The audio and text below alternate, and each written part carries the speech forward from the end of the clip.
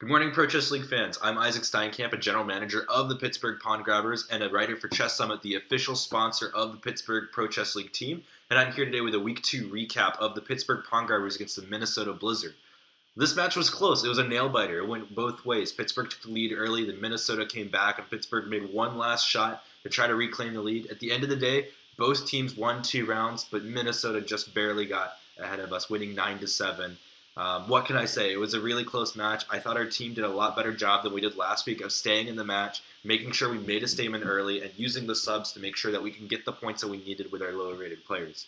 I think that there were a lot of things that we could have improved on. There were a lot of flags that unfortunately just went the wrong direction, but that happens. This is rapid, and I know our team's going to improve from that moving forward next week against Las Vegas, which we'll talk about later. So I think our team is moving in a positive direction. It's definitely not a result to be ashamed of. Shout out to Minnesota for providing us with great competition and being a great team to play against. We were really looking forward to this game from week 1 when the season started. We knew that this would be one of our most competitive games of the season. And well, what can we say? I think that this definitely panned out to the expectations that we had, and I hope that the fans who watched this game live definitely felt the same way about it. So that being said, let's take a look at our move of the match. So our move of the match, I decided to look at the swindle of the match, which was in our last round. Unfortunately, the match had already been decided, but white was Gabe Pettish here, playing against an international master. And here, black decided to get ahead of himself, playing queen takes f3, with the easy threat of playing knight to f2 mate, regardless of if this queen drops after g takes f3. So here it would have been really easy for white to just resign and give up, but hey, wait a minute, there's one more foisting move, and that is bishop takes g7. And because the king's only legal move is to come out, that's a small problem, because now when we take this queen, our rook is opened up, we check the king, and there's no time for this knight to throw in knight to f2 mate. So after king f6, knight to g8, rook takes g8, rook takes g8, there's no more knight to f2 because king g1, and the rest of it was just a rout. So it was just a matter of technique. The bishop got blocked out.